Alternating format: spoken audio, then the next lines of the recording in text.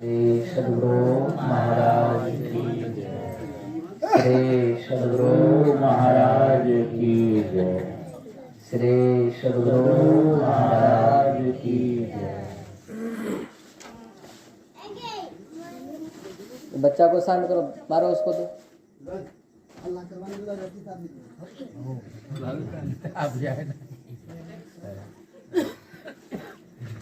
बंदा गुरु पद कंज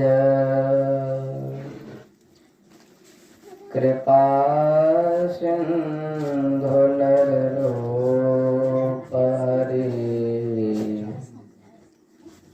महामोहतम कुंज जासो वचन रवि कर निकर नमो नमो सद्गुरु नमो जासम को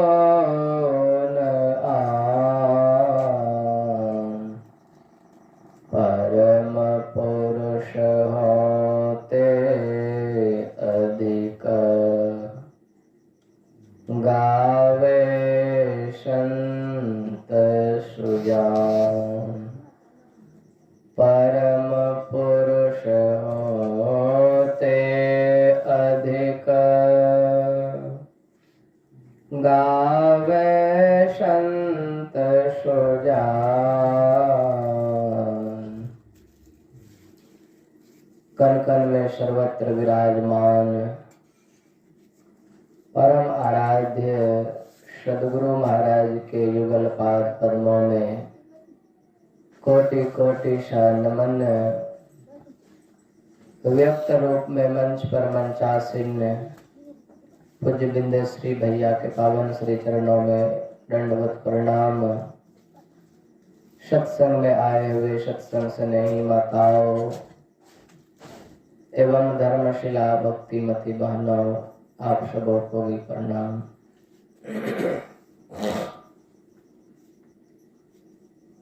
आप लोग जानते हैं अभी 5 दिन पूर्व ही पूज्यपाद महर्षि संत सेवी परमहंस जी महाराज का जयंती मनाया गया 20 दिसंबर को। आप लोग कहीं गए थे कि नहीं मनाने के लिए? कहीं नहीं गए थे? कहीं नहीं जाते हैं तो अपने गांव में ही जयंती मनाइए प्रत्येक वर्ष, है कि नहीं? गुरु महाराज का जयंती मनाना चाहिए। जहाँ पर गुरु महाराज कहते थे कि 7 गो सत्संगी हो गए, वहां पर एक आश्रम भी होना चाहिए, है कि नहीं? इस गांव में ना जाने कितने सत्संगी होंगे, लेकिन आश्रम है? आश्रम है ही नहीं। तो सत्संगियों का क्या कर्तव्य बनता है? इतने जब सत्संगी है तो एक आश्रम होना चाहिए। आप मुस्लिम समुदाय में जाकर के देखेंगे, जहाँ 2 घर भी मुस्लिम बसा हुआ है तो वहाँ मदरसा जरूर है कि नहीं? वहाँ मस्जिद जरूर है। लेकिन हम हिंदू भाई जो है इतने अभागे हैं, इतने सत्संगी हैं, लेकिन फिर भी एक तो मंदिर नहीं है। कितना दुर्भाग्य है हम आप लोगों का, है कि नहीं? तो गुरु महाराज कहते थे जहाँ 7 गो सत्संगी है वहां पर एक छोटा मोटा भी कुटिया होना चाहिए। खैर मैं उधर नहीं जाना चाहूंगा। 20 दिन पूर्व पूज्यपाद महर्षि संत सेवी परमहंस जी महाराज का जयंती मनाया गया। आप लोग जानते हैं महर्षि संत सेवी परमहंस जी महाराज जो थे, उनका घर जिला मधेपुरा ग्राम गमरिया में घर था, उनका जन्मभूमि। और उनके पिताश्री थे श्री बलदेव दास जी महाराज और उनकी माँ श्रीमती राधा देवी, है कि नहीं? अब समझ सकते हैं उन्होंने कैसे पुत्रों को जन्म दिया, कैसे पुत्रों को जन्म दिया, और आज उन पुत्रों के कारण उस जिले का नाम, उस गांव का नाम, वह माँ बाप का नाम हम आप लोग सभी को जानते हैं, है कि नहीं। हमारे गुरु महाराज जो हुए, इनके पिताश्री का नाम जानते हैं आप लोग। इनके पिताश्री का नाम थे, मेरा दिमाग से भी थोड़ा सा उतर गया,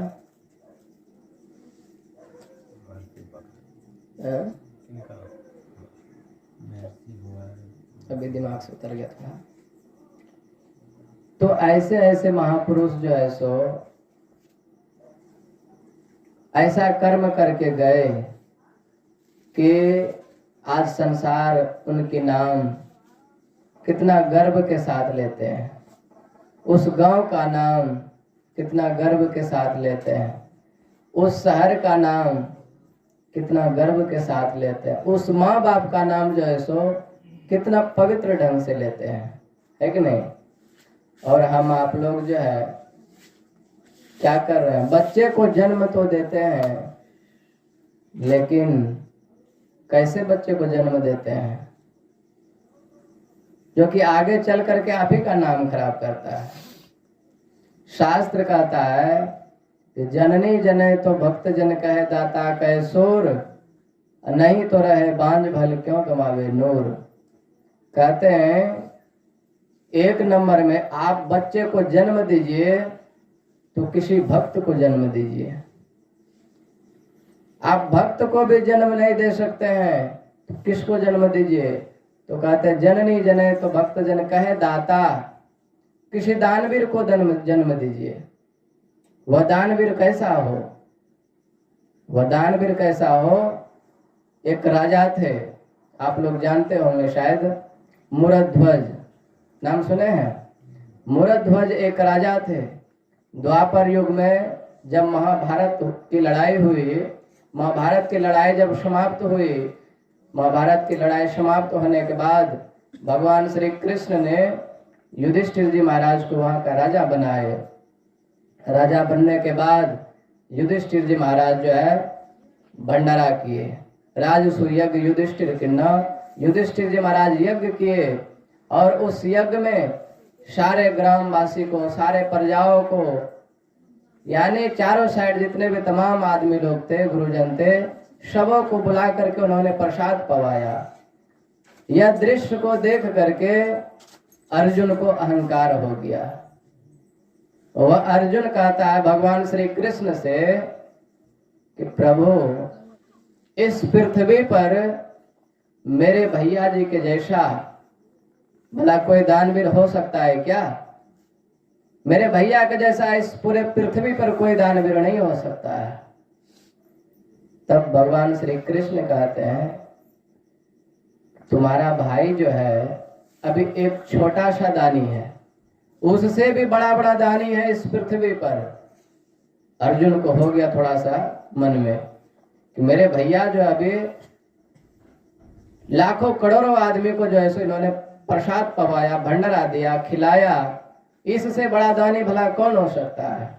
भगवान श्री कृष्ण से पूछते हैं कि प्रभु, वह मेरे भैया से बड़े जो दानी है उसका नाम क्या है। भगवान श्री कृष्ण कहते हैं उसका नाम जो है मेरा छोटा डायरी जो है उसमें रहता है। जो छोटा मोटा दानी होता है उसका बड़ा बड़ा लिस्ट में नाम रहता है।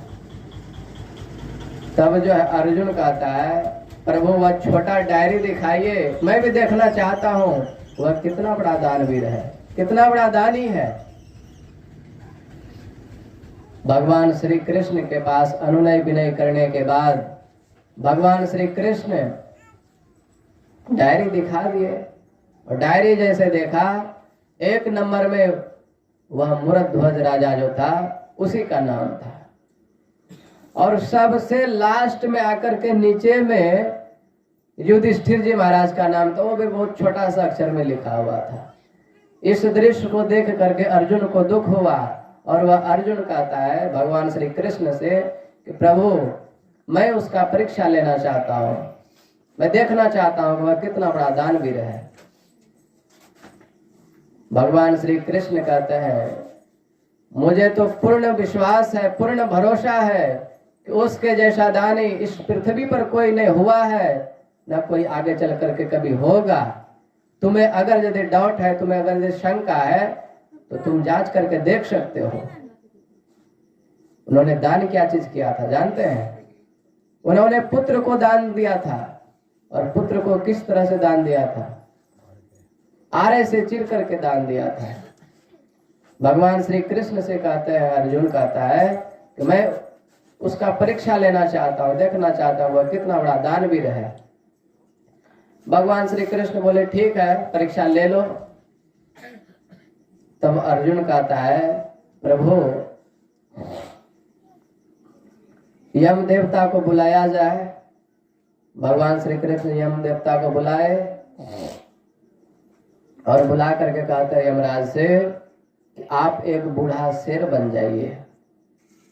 और भगवान श्री कृष्ण और अर्जुन ब्राह्मण का वेश बना लिए। ब्राह्मण का वेश बना करके गया कहा? मूरध्वज राजा जो था उन्हीं का घर पर।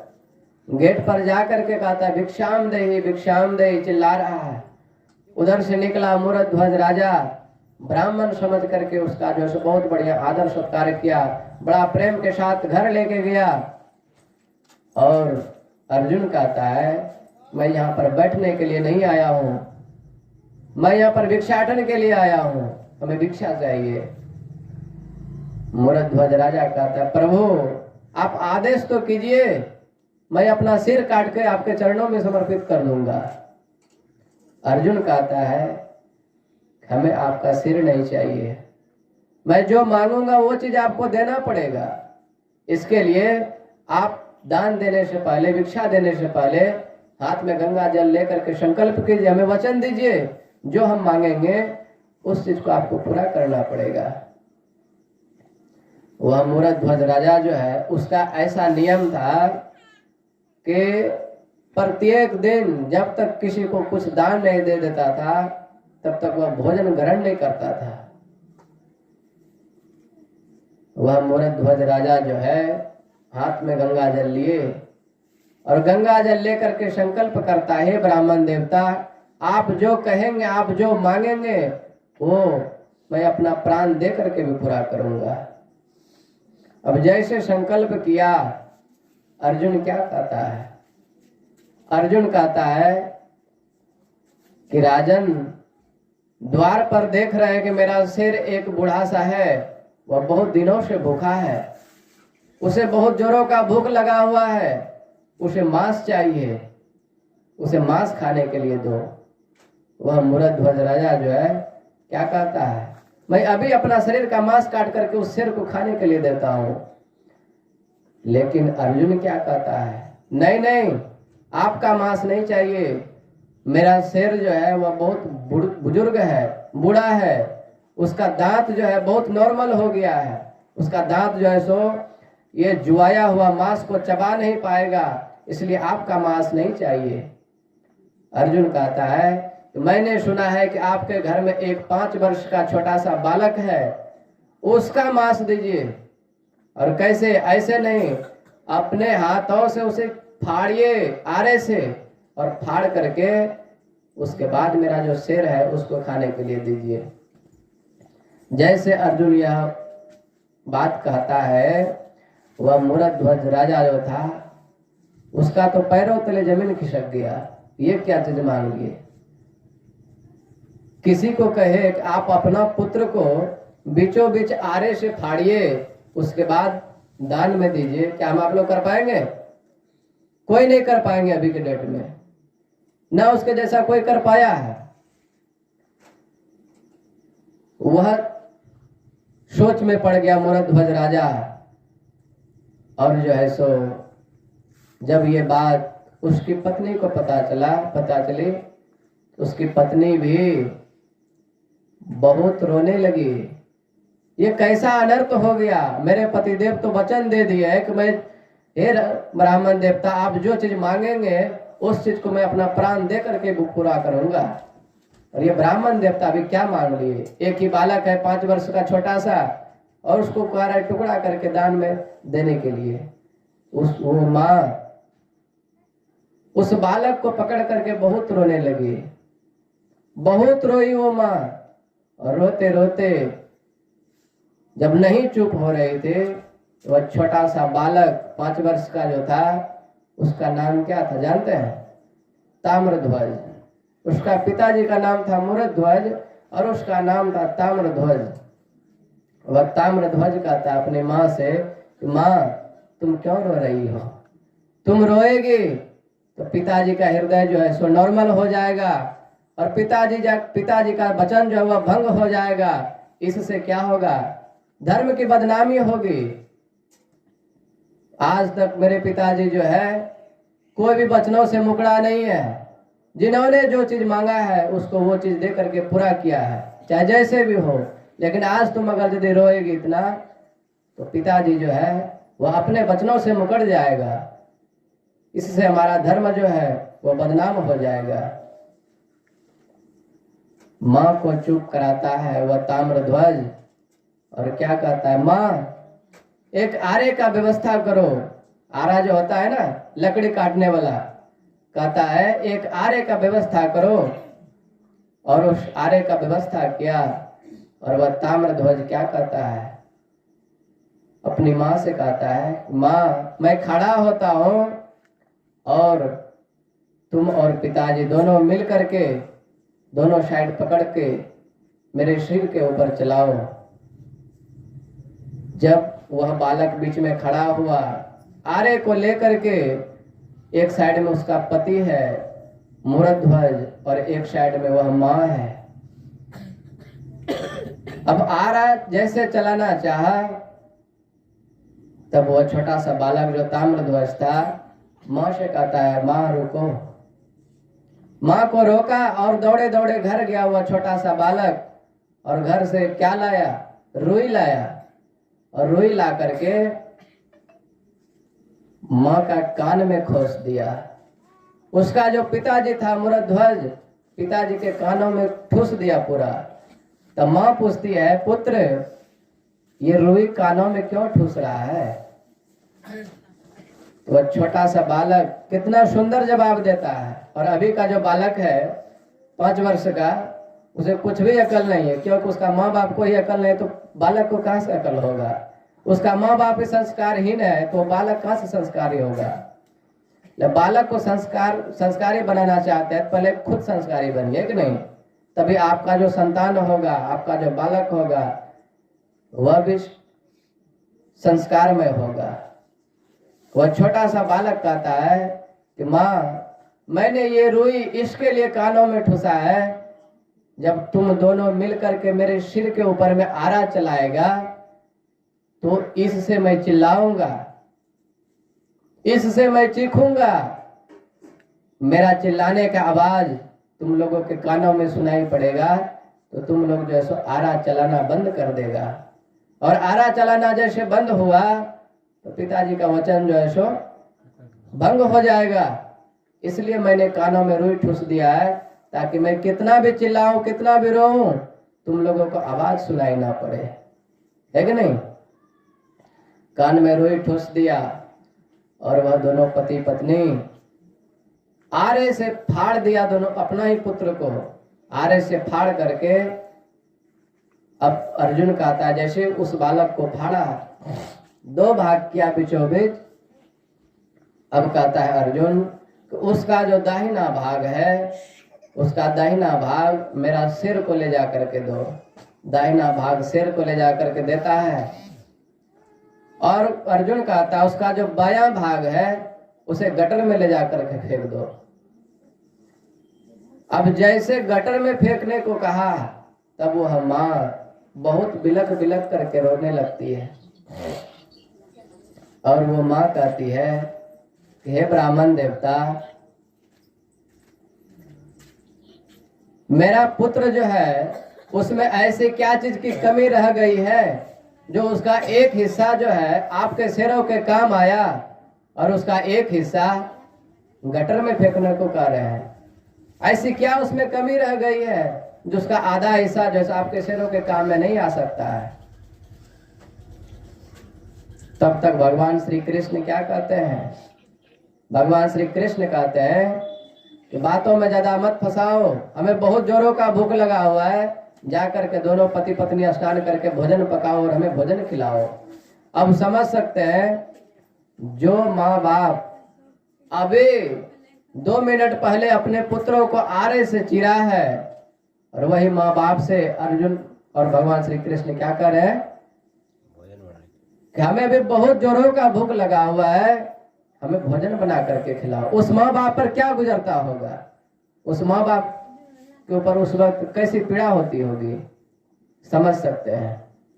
लेकिन वैसे हालत में भी वह दोनों पति पत्नी स्नान किया और जा करके भोजन बनाया, और भोजन बना करके उसके बाद भोजन ला करके भगवान श्री कृष्ण के पास देते हैं। भगवान श्री कृष्ण जैसे रोटी को तोड़ा, रोटी को तोड़ने के बाद भगवान श्री कृष्ण क्या कहते हैं, मैं ये भोजन ग्रहण नहीं कर सकता हूं। अब मूरध्वज राजा को झटका लगा कि प्रभु, अभी तो आपने ही कहा कि भोजन बना करके लाओ, हमें बहुत जोरों का भूख लगा हुआ है। जब भोजन दे आपके समक्ष, अब कह रहे हैं कि मैं इस भोजन को ग्रहण नहीं कर सकता हूं, ऐसी क्या बात है? तब भगवान श्री कृष्ण कहते हैं, मैं ये भोजन इसके लिए ग्रहण नहीं कर सकता हूं क्योंकि तुम एक हत्यारा है, तुमने पाप किया है, तुमने अपने ही पुत्रों को अपने से आरे से चीर दिया है, इसलिए तुम हत्यारे हो, तुम्हारा हाथ का बना हुआ भोजन में ग्रहण नहीं कर सकता हूं। इस बात को सोच करके उसे बहुत दुख हुआ मूरध्वज राजा को, और कहता है, प्रभु आपने ही कहा कि पुत्र को आरे से चीरो, और आपने ही कहा कि भोजन बना करके लाओ, सब तो आप ही कह रहे हैं, इसमें मेरा क्या दोष है? तब भगवान श्री कृष्ण कहते हैं, मैं जो कहूंगा सो तुम कर देगा? ऐसे एकदम मैं कहूंगा तुम्हें कुआं में डूबने के लिए, तो क्या तुम कुआं में भी डूब जाएगा? मैंने कह दिया तुमसे अपना पुत्र को चीर दो, तो क्या तुम पुत्र को भी चीर देगा? ये कैसे विचित्र सी बात है। भगवान श्री कृष्ण कहते हैं कि मैं तुम्हारा भोजन ग्रहण नहीं कर सकता हूं, तुम एक हत्यारे हो, अपने पुत्रों का वध किया अपने ही हाथों से। भगवान श्री कृष्ण वहां से उठ करके चल पड़ा। मूरध्वज राजा को बहुत दुख हुआ कि आज जीवन में पहली बार मेरे ऊपर कलंक लग गया कि मैंने अपने ही पुत्रों का अपने ही हाथों से वध किया है। वह मूरध्वज राजा घर से कुछ ही दूर में भगवान का मंदिर था, उस मंदिर में जाता है और भगवान के पास जाकर के बहुत रोता है, भगवान को अपना दुखड़ा सुनाता है। प्रभु ये कैसी विपत्ति आन पड़ी है। वही ब्राह्मण देवता जो है सो हमें कहा कि अपने पुत्रों का वध करो, अपने पुत्रों को आरे से चीरो, और वही आज मेरे ऊपर कलंक लगा रहा है। प्रभु ये कैसी आपकी लीला है।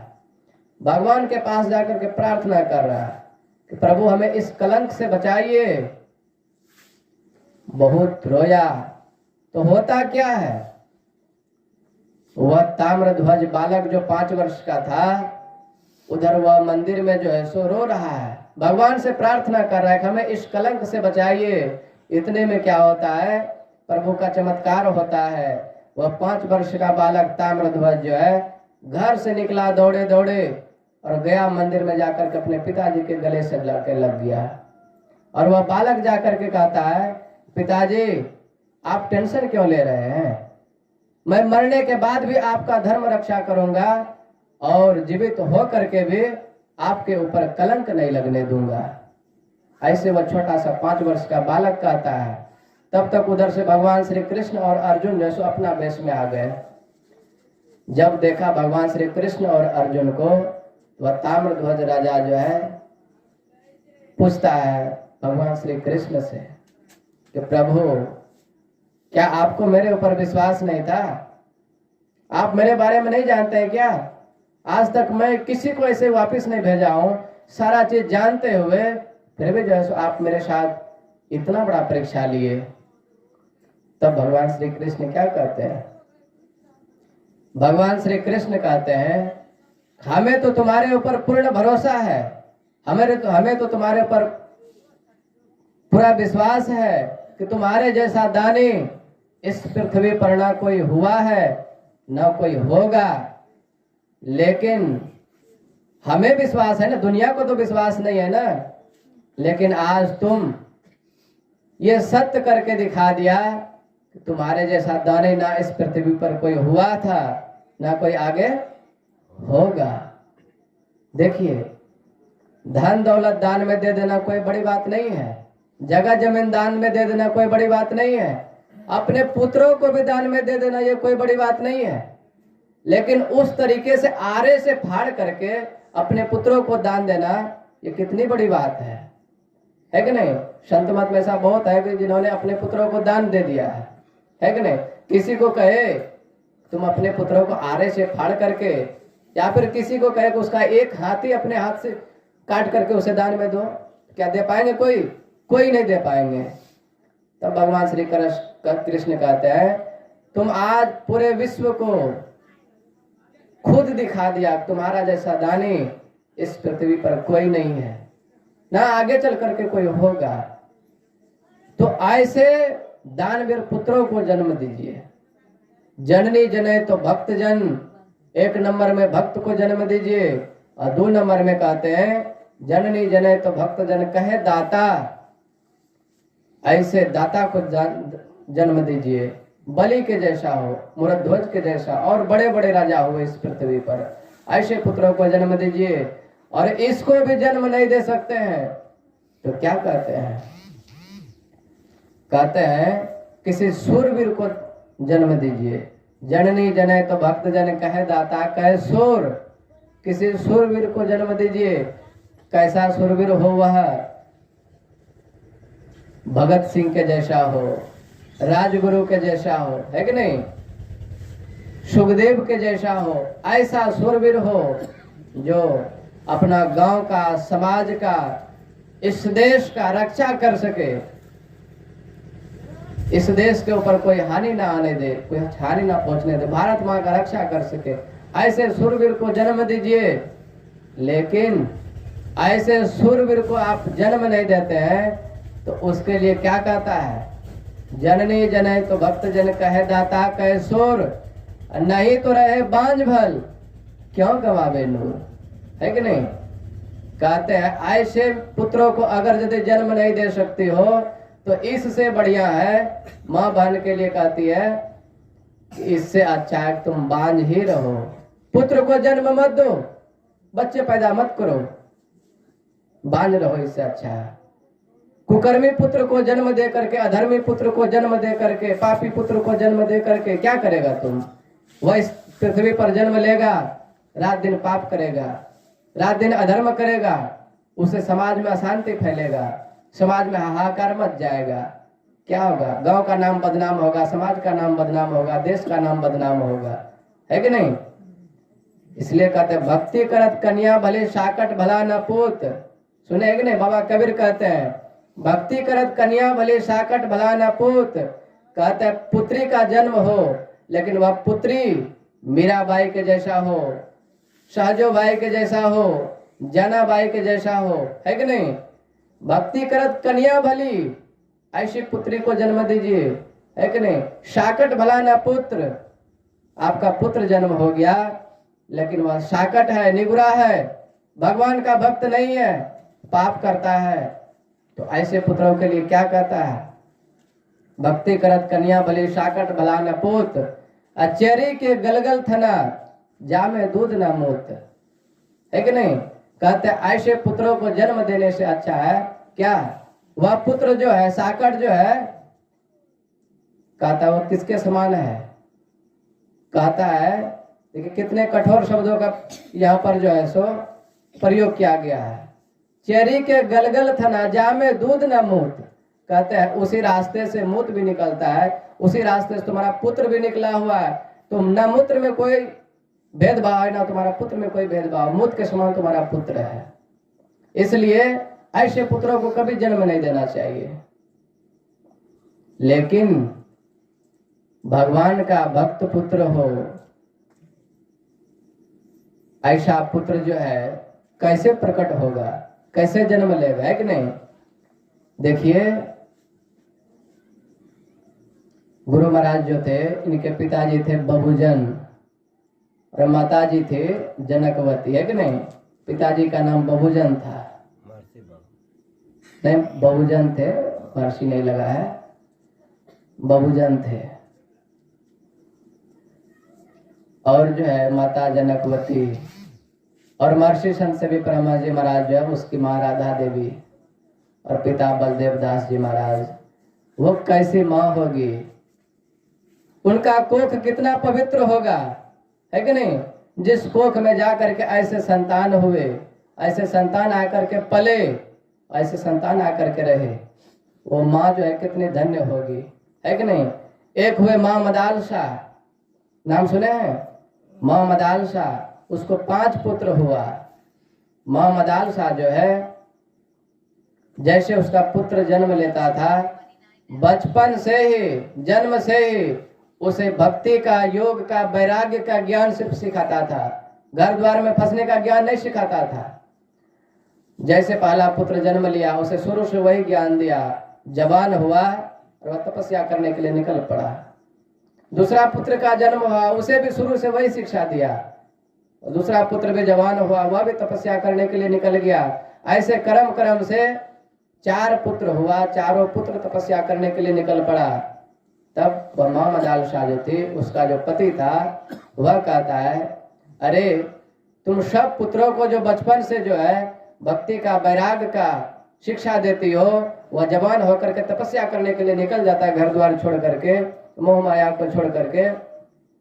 जब सब तपस्या करने के लिए निकल जाएगा, तो मेरा जो इतना बड़ा राज्यपाट है, उसे कौन संभालेगा, उसे कौन चलाएगा, उसको कौन देखेगा। तब उसका 5वां पुत्र जो हुआ, उसे बचपन से ही ये घर गृहस्थी कैसे संभालना चाहिए, इसका शिक्षा दिया। वह 5वां पुत्र बड़ा हुआ तो अपना घर गृहस्थी संभालने लगा धीरे धीरे, फिर शादी विवाह हो गया। उसके बाद उसका 4 पुत्र तो पहले जा चुका था तपस्या करने के लिए। जैसे ये 5वां पुत्र का शादी विवाह हुआ, तो ये दोनों पति पत्नी भी माँ मदाल शाह जो थे, तपस्या करने के लिए जाने लगा। और जाने के क्रम में उसका जो 5वां पुत्र था, उसे एक चिट्ठी लिख करके दे दिया। और माँ मदाल शाह कहती है कि पुत्र, तुम्हारा राज्य पर कोई अगर यदि आक्रमण हमला कर दे, तो उस वक्त जो है सो इस चिट्ठी को निकाल करके पढ़ लेना। पुत्र कहता है ठीक है माँ। पर्चा दिया और वह दोनों पति पत्नी भी तपस्या करने के लिए चल पड़े। इधर कुछ दिन के बाद क्या होता है, उसी का मामा, माँ मदाल शाह जो थी, उसका जो भाई था, वही अपना भगना का राज्य पर हमला करता है। जैसे हमला किया तो कह दिया था, माँ कह दी थी, जब हमला करे तुम्हारा राज्य पर कोई, उस वक्त इस चिट्ठी को निकाल करके पढ़ लेना। उस वक्त उन्होंने उस चिट्ठी को निकाल के पढ़ा, तो उसमें लिखा हुआ था, पुत्र तुम्हारा राज्य पर कोई आक्रमण हमला कर दे, तो ये जो घर है, इसमें जो एक आपातकालीन दरवाजा लगा हुआ है, उस दरवाजे से निकल करके तुम मेरे पास आ जाना। अब उन्होंने वैसा ही किया। इधर उनका मामा जो है सो राज्य पर चढ़ाई किया। जैसा भी भारत देश है, अभी देखिए उधर से पाकिस्तान चढ़ाई करने का कोशिश करता है, तो उधर से चीन चढ़ाई करने का कोशिश करता है कि नहीं। तो वैसे उस वक्त भी होता था। जैसे चढ़ाई किया, वह पुत्र पर्चा निकाल के पढ़ता है और जो उसमें लिखा था वही किया। आपातकालीन गेट से निकल करके चला गया जंगल अपना माँ के पास। वहां जैसे पहुंचा, तब जो है सो माँ मदाल शाह से पूछता है वह 5वां पुत्र, माँ तुमने ऐसा क्यों लिखा था, इसका मतलब है तुम्हें जानकारी था। तब वह माँ मदाल शाह क्या कहता है, क्या कहती है, पुत्र वह आक्रमण हमला करने वाला कोई और नहीं था, और तुम्हारा मामा ही था। ये बात जो उन्होंने कही, इससे उसका पांचवा पुत्र को और भी कष्ट हुआ कि मेरी ही माँ और मेरे ही राज्य पर जो है हमला करवा दिए। उसको बहुत कष्ट हुआ। तब जो है पांचवा पुत्र पूछता है कि पांचवा पुत्र पूछता है कि माँ तुम ऐसा क्यों किया मेरे साथ। तब वह माँ जवाब देती है कि पुत्र, मेरा 5 पुत्र का जो है जीवन सुधर गया। मेरा 5 पुत्र जो है जिस कार्य है तो इस धरती पर जन्म लिया था उस कार्य में लग गया। मेरा 5 पुत्रों का तो उद्धार हो गया, 4 पुत्रों का तो उद्धार हो गया, लेकिन मेरा 5वां पुत्र जो था वह संसार में फंस गया था। इसके लिए मैं रात दिन चिंतित रहती थी, रात दिन रोती थी। मेरा वह 5वां पुत्र जो है वह कैसे उस जाल से निकल करके अपना परमार्थ के कार्य में लगे। इसके लिए मैंने ऐसा किया। मैंने ही तुम्हारा मानव को कहा था राज्य पर चढ़ाई करने के लिए। जब ये बात कही तब जाकर के उसका 5वां पुत्र जो था उसे तसल्ली मिली कि मेरी माँ जो है मेरे बारे में खराब नहीं सोची है कि नहीं। माँ तो माँ मदालसा के जैसा चाहिए, माँ तो माँ कैकेयी के जैसा चाहिए, है कि नहीं। माँ कैकेयी जो है, माता कौशल्या जो है, उन्होंने तो सिर्फ राम को जन्म दी, लेकिन माँ कैकेयी जो है उन्होंने मर्यादा पुरुषोत्तम भगवान श्री राम को जन्म दी, है कि नहीं। माँ कौशल्या सिर्फ राम को जन्म दी और वह राम, उस राम को माँ कैकेयी अगर यदि वनवास नहीं भेजते तो आज वह मर्यादा पुरुषोत्तम बनते, कभी नहीं बन पाते। वह माँ देखिए कितनी सुंदर है। माँ तो उसके जैसा चाहिए, माँ मदालसा के जैसा चाहिए, माँ तो राधा देवी के जैसा चाहिए कि नहीं, माँ तो जनकवती के जैसा चाहिए। ऐसा माँ जो है सबको मिले। और उस माँ का कोख समझ सकते हैं कितना पवित्र होगा, जिस माँ की कोख से ऐसे ऐसे महान संत, ऐसे ऐसे महान भक्त उत्पन्न हुए। संसार में बच्चे पुत्रों को जन्म दे देना कोई बड़ी बात नहीं है। घर द्वार बहुत बड़ा बना लेना, जगह जमीन बना लेना, ये कोई बड़ी बात नहीं है। लेकिन आपका पुत्र जो है, पुत्र कैसा हो।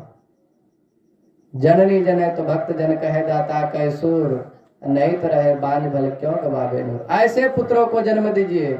मैं जहाँ रहता हूँ एक आदमी है, मैंने उसे एक दिन पूछा महाराज आपको बाल बच्चा कितना है। तो कहता है कि बाबा हमको 9 गो लड़की है, लड़का कितना है 6 गो लड़का है। बाप रे बाप, 9 चौ कितना हो गया, 9 चौ 15। आप समझ सकते हैं क्या उन्होंने 15 पुत्रों को जन्म दिया तो सबसे ज्यादा सुखी होगा। लेकिन उसका जितना पुत्र है एक भी लायक का नहीं है। सब दारू ताड़ी खैनी बीड़ी मांस मछली अंडा शराब दारू ताड़ी खाता पीता है, कोई योग्य पुत्र नहीं है।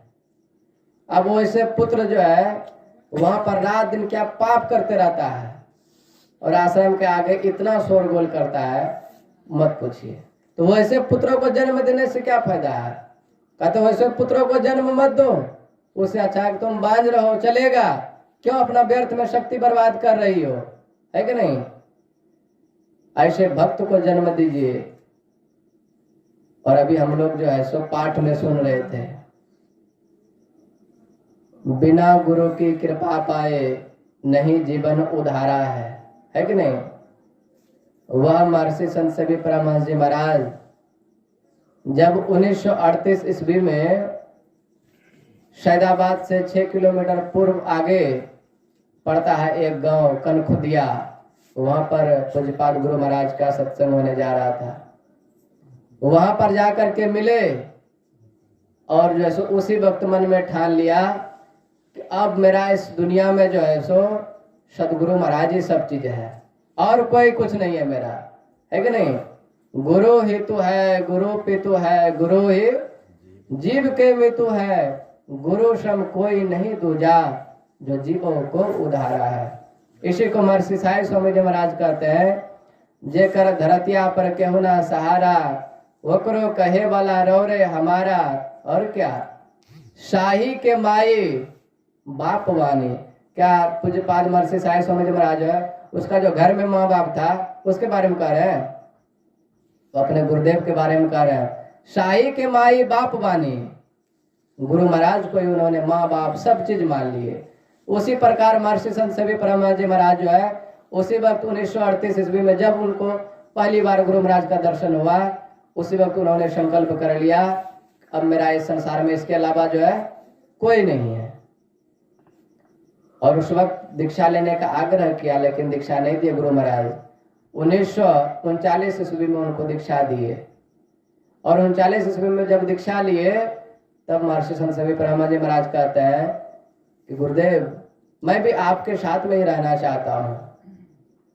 तब वह क्या कहते हैं पूज्यपाद महर्षि में परमानंद जी महाराज, अभी तुम्हारा माँ बूढ़ी है, अभी जा करके माँ का सेवा करो, है कि नहीं। देखिए महर्षि संत सभी परमहंस जी महाराज जो है वह 4 भाई थे, और आप लोग जानते हैं भगवान श्री राम जो है वह भी 4 भाई थे, उसकी एक बहन भी थी। भगवान श्री राम की एक सबसे छोटी बहन थी, उसका नाम भूल गए अभी, शांता, उसकी एक बहन भी थी।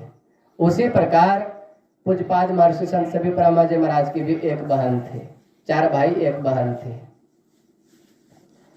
और हमारे पूज्यपाद गुरु महाराज जो है, इसका नाम पहला नाम क्या था जानते हैं आप लोग?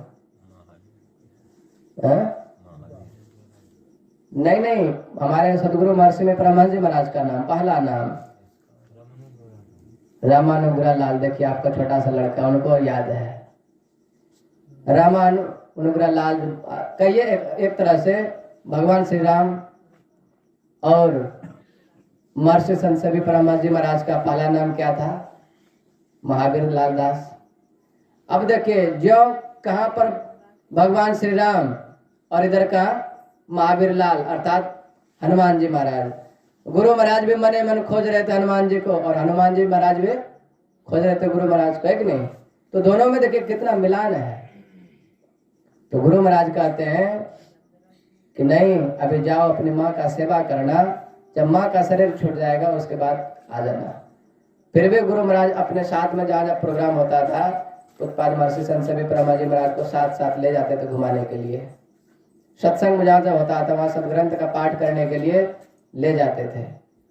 46 ईस्वी में महर्षि संत सभी परमानंद जी महाराज की माँ शरीर छोड़ती है, उसके बाद जो है सो तब से गुरु महाराज के शरण में आ जाते हैं। और ऐसे गुरु को उन्होंने चुना। सदगुरु महर्षि में परमहंस जी महाराज जो है तो कोई साधारण गुरु थे? कोई साधारण गुरु नहीं थे। मैंने ऐसा सुना है बड़े बुजुर्गों के मुख से, बड़े महापुरुषों के, बड़े संत महापुरुषों के मुखारबिंद से, कि भगवान शिव जो है 7 दिनों तक कुप्पा घाट आए थे सदगुरु महर्षि में परमहंस जी महाराज का दर्शन करने के लिए। और कैसे? ऐसे नहीं, सिर्फ नंगोटा पहन करके, नंग धड़ंग आते थे। और गुरु महाराज जिस रूम में रहते थे मेन गेट से घुसते थे, और उस रूम में जा करके घुसते थे जहाँ पर गुरु महाराज रहते थे। रूम में घुसते थे, जैसे गेट लॉक होता था, और अंदर में क्या होता था नहीं होता था भगवान जाने, और अंदर से ही अंदर ध्यान हो जाते थे, फिर बाहर नहीं निकलते थे। ऐसे क्रम से 7 दिनों तक आए। और ऐसे गुरु को महर्षि संत सभी परमानंद जी महाराज चुने, तो क्या हो गया? उसका परम कल्याण हुआ कि नहीं? कहते हैं ना, जो बात दवा से नहीं हुआ बात दुआ से होती है।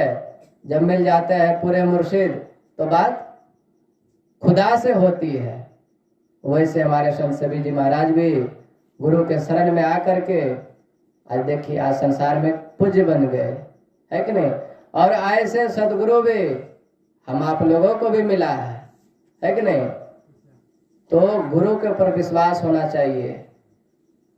कहते जिसके जीवन में गुरु नहीं उसका मानव जीवन शुरू नहीं। तो वह मानव कैसा है? जिसके जीवन में गुरु नहीं उसका मानव जीवन शुरू नहीं, तो वह मानव है कैसा? तो वह मानव कैसा है इसको बाबा कबीर कहते हैं। जिनके लगन गुरु सो नाही, ते नर खर कुकर सम जग में, बिरथा जन्म गमाई। कहते हैं जिन्होंने अभी तक अपने जीवन में गुरु धारण नहीं किया है वह किसके समान है? कुत्ता, बिलाय, गाय, गिदड़, बैल, बकरी के समान है कि नहीं? वह मानव का शरीर में रहते हुए मानव नहीं, दानव है। मानव का शरीर में आकर के दानव वाला काम कर रहे हैं, मांस खा रहे हैं, मछली खा रहे हैं, अंडा पी रहे हैं, शराब पी रहे हैं, दारू पी रहे हैं, खैनी, बीड़ी, सिगरेट, गुटखा, तंबाकू खा रहे हैं। ये तो दानव का काम है, ये मानव का काम नहीं है। मानव का शरीर में आकर के यह काम कर रहे हैं, तो मानव में और दानव में अंतर क्या रहा? दोपहर में बता रहे थे कोई कि खाना पीना सो जाना सब काम है पशु समाना जी, है कि नहीं? आहार निंद्रा भय मिथुन चो सामान्य में तत् पशु भी नराना। कहते हैं ये सब काम तो पशु पक्षी भी करता है, लेकिन हम मानव का शरीर में आकर के भी वही काम किए, तो मानव में और दानव में अंतर क्या रहा? कोई अंतर नहीं रहा। इसलिए मानव का शरीर में आए हैं तो मानव वाला काम कीजिए। मानव का शरीर में जन्म लेना कुछ और बात है, और मानव का शरीर में जन्म लेकर के उसमें मनुष्यता आना कुछ और बात है कि नहीं? जिनके लगन गुरु सो नाही, ते नर खर कुकर सम जग में, बिरथा जन्म गमाई। जिन्होंने जीवन में गुरु धारण नहीं किए उसका कहे किसी कारणवश शरीर छूट गया, जिन्होंने जीवन में भक्ति नहीं किया उसका किसी कारणवश शरीर छूट गया, तो उसके लिए बाबा कबीर क्या कहते हैं? बाबा कबीर कहते हैं दीवाने मन भजन बिना दुख पैया, पहला जन्म भूत का पैया, 7 जन्म पछतैया। एक भूत का आयु कितना होता है जानते हैं? एक भूत का आयु 10,000 वर्ष होता है, और 7 जन्मों तक आपको भूत बनना पड़ेगा, और 10 साते 70,000 वर्ष तक जो है सो भूत का जोनी में रहना पड़ेगा आपको। पहला जन्म भूत का पैया, 7 जन्म पछतैया, कांटे परले पानी न पैया, प्यासल ही मरी जइया। पानी पीने के लिए भूत को नहीं मिलता है, इसके लिए किसी का शरीर पर आता है, शरीर पर आकर के क्या कहता है? हमें पानी दो, पानी दो, प्यास लगा है कि नहीं? उसका मुंह कितना छोटा होता है जानते हैं? पंडित जी सबसे आप कभी पूजा करवाएंगे, गृह प्रवेश करवाएंगे, सत्यनारायण प्रभु का पूजा करवाएंगे, तो उसमें देखिए कुश लेकर के एक साइड में पानी डालता है। कुश में कितना पानी अटता होगा, उस कुश से साइड में पानी देता है। पंडित जी को पूछिएगा, पंडित जी उस कुश से पानी किसको पिलाते हैं? उस कुश से पानी जो है भूत को पिलाता है। और भूत का मुंह कितना बड़ा होता है? पेट बड़ा, मुख सुई समाना।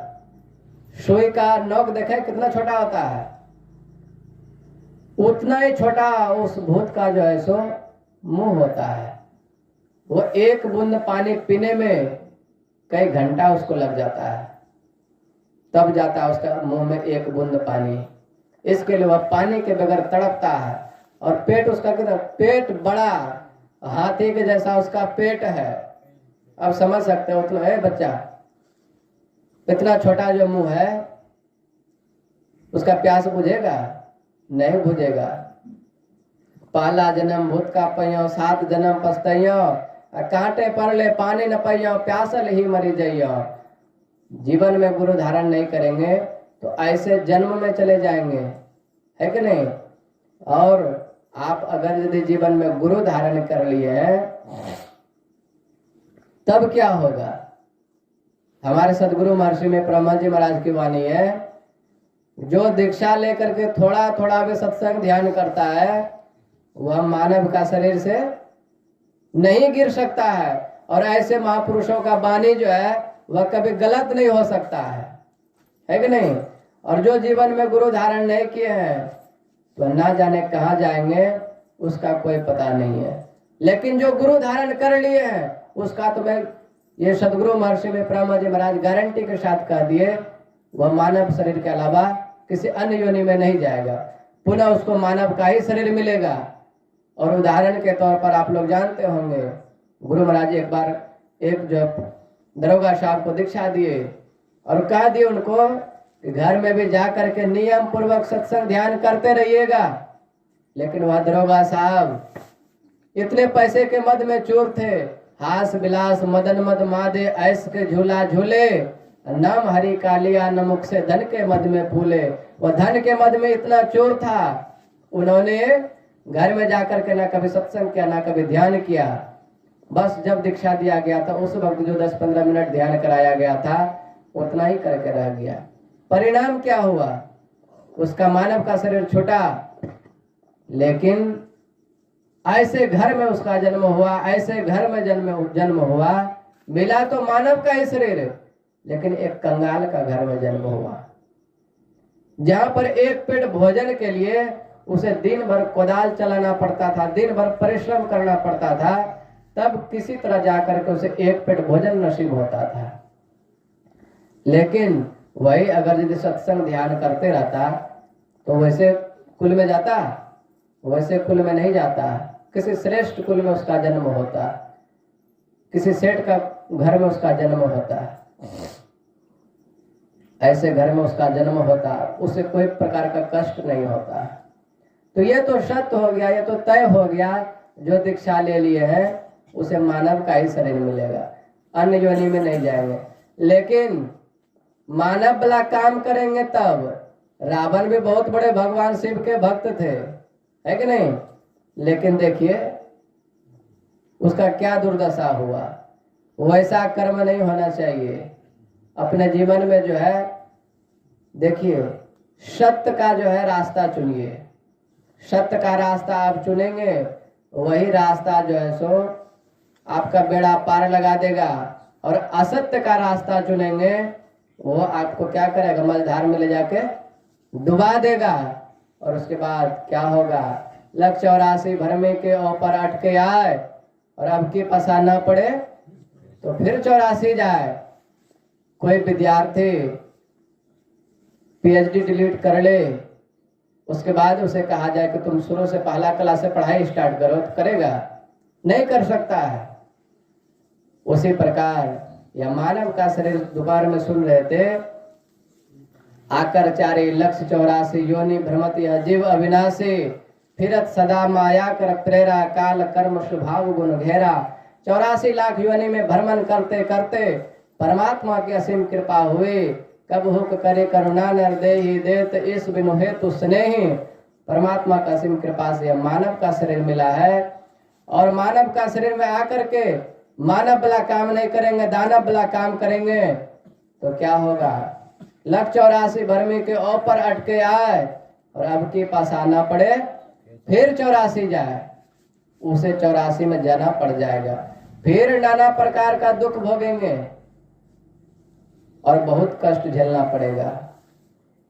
तो मैं कहना चाहता हूं इस गांव का जो बड़े आदमी है, जो बड़े बुजुर्ग है कि नहीं, मैं उनसे कहना चाहता हूं कि आप लोग जो है शिक्षित बनिए, अभी भी अपने आप को संभालिए और अभी भी अपने आप में सोच करके देखिए, मैं जो इस पृथ्वी पर आया हूं किस कार्य करने के लिए आया हूं।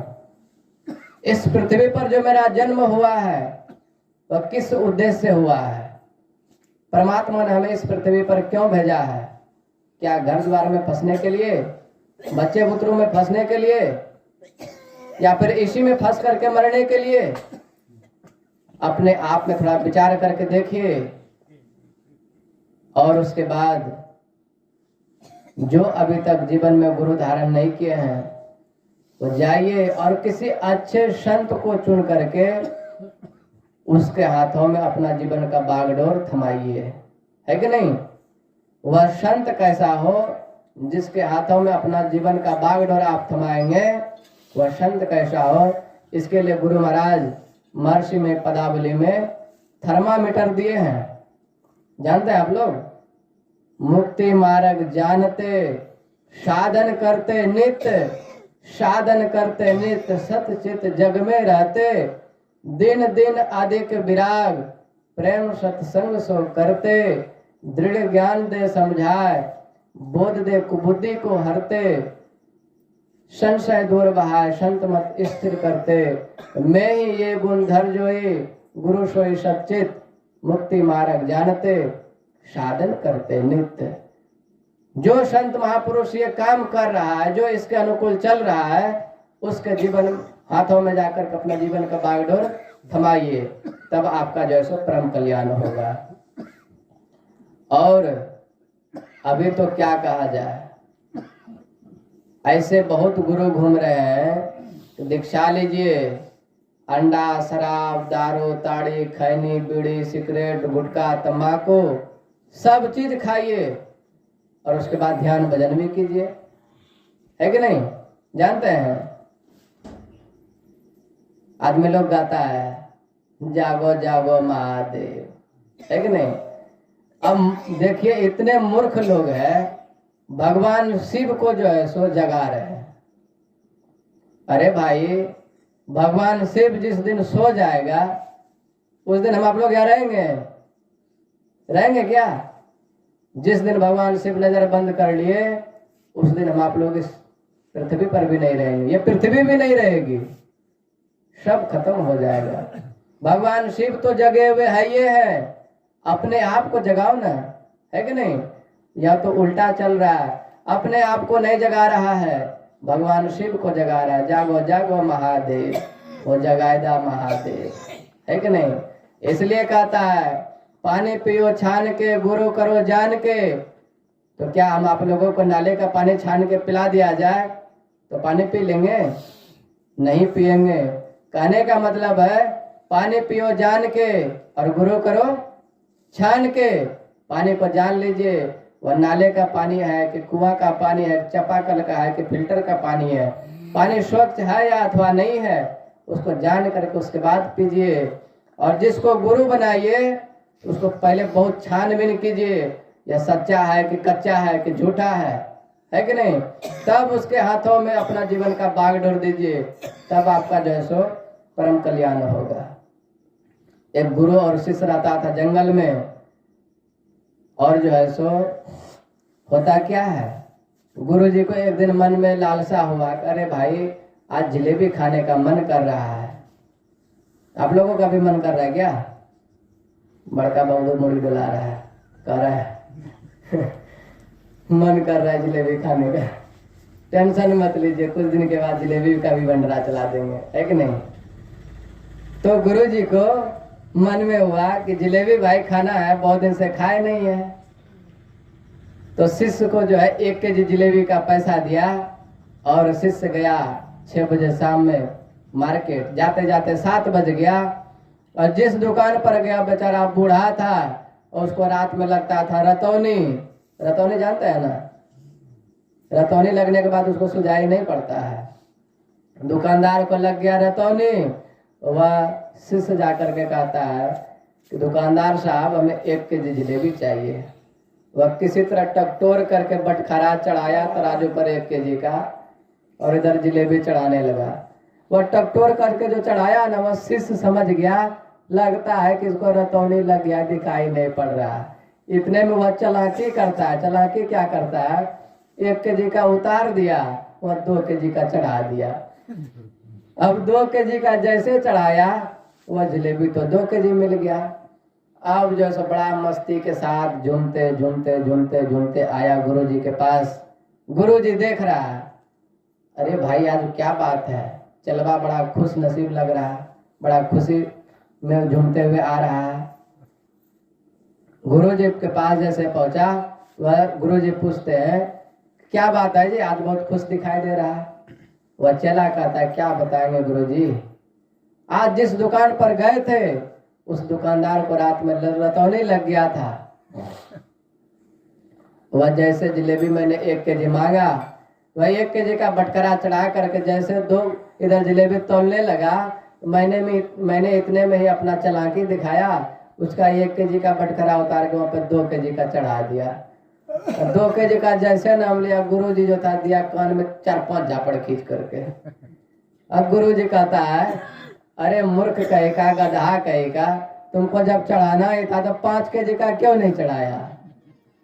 अब समझ सकते हैं कैसा गुरु है। ऐसे गुरु के चक्कर में पड़ेंगे तो क्या होगा। गुरु लोभी शिष्य लालची, है कि नहीं। अंधा गुरु बहिर चला, दोनों नरक में ठेलाम ठेला। तो इसलिए कहते हैं पानी पियो छान के, गुरु करो जान के। कहने सुनने की बात बहुत है और बिंदसी भैया दिन में कमी बोले हैं कि नहीं। फिर होगा तो मार्च में सत्संग करवाएंगे, फिर आप लोगों को सुनाएंगे। तो मैं कुछ विशेष नहीं कहना चाहूँगा अब। और आप लोग जानते हैं ये जो सत्संग हो रहा है, मेरे मन में हुआ कि सत्संग करवाएंगे, तो मैंने घर पर फोन किया। तो मेरे पूज्य पिताश्री बोले ठीक है करवाओ, हमें कोई दिक्कत नहीं है। तो पिताजी भी करवाने के लिए तैयार हो गए और सत्संग भी हो गया, आप लोग भी आए। तो मैं गुरु महाराज से यह प्रार्थना करता हूँ कि गुरु महाराज आप लोगों को ऐसे सद्बुद्धि देते रहे, सत्संग आप लोग करवाते रहिए।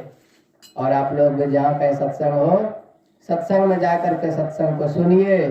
ऐसा नहीं सत्संग में जाइए और गमछा झाड़ सत्संग सुनिए, है कि नहीं। यही गमछा झाड़ सत्संग सुनने का प्रभाव है। आज गांव में परिवर्तन नहीं हो रहा हम सत्संगियों में। अगर यदि हम लोग सत्संग में जाते हैं, सत्संग को सुन करके समझ लें, तो एक गारंटी के साथ कहते हैं उसका भुखमरी दूर हो जाएगा। हमारे गुरु महाराज की वाणी है ना, जो सब संतन की बड़ी बड़ी हाली डेली गाएगा, उसे रोटी कपड़ा और मकान का कभी कमी नहीं रहेगा, है कि नहीं। सदगुरु महर्षि में ब्रह्मा जी महाराज की वाणी है, उसे रोटी कपड़ा और मकान का कभी कमी नहीं रहेगा। लेकिन जो करेंगे ही नहीं, रात दिन धन दौलत के लिए हाय हाय करेंगे, तो उसको क्या होगा। उलझन ही कुछ ऐसी है कि समस्याएं हल नहीं होती। यही सोचकर मेरी आंख रात दिन सोने नहीं देती। दुनिया में बहुत कमाया, क्या हीरा क्या मोती, पर क्या करूं यारो, कफन में जेब ना होती। अरे जिसके लिए आप रात दिन हाय हाय कर रहे हैं, वह आपके साथ में जाने वाला नहीं है। जो आपके साथ में जाएगा उसके लिए आप हाय हाय कीजिए ना, है कि नहीं। सत्संग ध्यान भजन ही आपके साथ में जाएगा, उसके लिए आप हाय हाय कीजिए। तो आपका जीवन से ये भूखमरी, ये दुख, ये कलेश, ये अशांति सब खत्म हो जाएगा। और सुनने में मेरे को आया, इस गांव का जो सत्संगी लोग है वो मनोरंजन चाहता है। भजन पे भजन, भजन पे भजन, है कि नहीं। मनोरंजन उसको चाहिए। ये संत मत का सत्संग जो है मनोरंजन के लिए नहीं किया जाता है। ये संत मत का सत्संग जो है क्या है। हमारे सदगुरु महाराज कहते हैं शांति स्थिरता व निश्चलता को कहते हैं। शांति को जो प्राप्त कर लेते वही संत कहलाते हैं। हमारे संत मत में शांति को प्राप्त करने के लिए कहते हैं, ना कि ताम झाम करने के लिए, दिखावा करने के लिए। गाने बजाने से कुछ नहीं होता है। एक बार हम गए बाबा सत्संग करने के लिए गांव जमाईडी, नाम सुने हैं, गोड्डा जिला में गांव है जमाईडी। वहाँ सत्संग करने के लिए गए। एक मेरा सत्संग था और उसमें एक महात्मा को बुलाया था, बाबा कबीरपंथी था। अब हम लोगों का टाइम है कि रात में 9-10 बजे तक में आरती उरती करके भोजन वोजन करके सोना है, फिर सुबह 3 बजे जगना है। अब हमारा समय खत्म हो गया, हम छोटे आदमी थे। अब हमसे श्रेष्ठ थे कबीर बाबा के मत का। अब उसको जो माइक मिला लास्ट में, रात में 1-2 बजे रात तक टानते रह गया। अब मेरा तो बैठे बैठे हालत खराब। 10 जैसे बजा, मंच पे उतर करके आरती कर लिए, अपना काफी करके सो गए। तो गाने कहते हैं ना, रामानंदी गया नहाने में, कबीरपंथी गया गाने में, और सत्संगी गया खाने में। तो ऐसा मत बनिए। सत्संगी बनिए तो 1 नंबर का बनिए और सुनिए, समझिए, उसे जीवन में उतारिए और उसके ऊपर चलने का प्रयास कीजिए। मैं एक बात यह भी कह सकता हूँ, मुझे अहंकार नहीं है, ठीक है, मुझे अहंकार नहीं है, मैं अहंकार बस नहीं कह रहा हूँ। आज जो है हमारे बड़े पापा जो है, आप लोग जानते हैं, एक बार हम बीमार पड़े थे फरीदाबाद में, चोट लगा था बहुत जोरों का, मर करके उस बार बचे हैं। आप लोग सब कोई जानते हैं, इतना भयानक चोट लगा हुआ था। उस वक्त हम लोग कोई सत्संगी नहीं थे, ना हम थे, ना मेरा घर में कोई था। सब कोई खाने पीने वाले मच्छर कौके थे, है कि नहीं, साकट थे। लेकिन हमारे बड़े पापा जो है, जब ऐसा हम हो गए तो यह घर पर क्या बोलते जानते हैं कि हे गुरु महाराज, मेरा भतीजा अगर यदि स्वस्थ होकर के वहां से लौट आएगा तो मैं सत्संग करवाऊंगा। मेरे पूज्य बड़े पापा जो है सत्संग कबूले थे। और उसी सत्संग का प्रभाव देखिए, गुरु महाराज जैसे अपने चरणों में खींच लिए। और हम कोई नहीं, आज मेरे कारण मेरा घर में शायद मांस मछली तक नहीं चढ़ता है।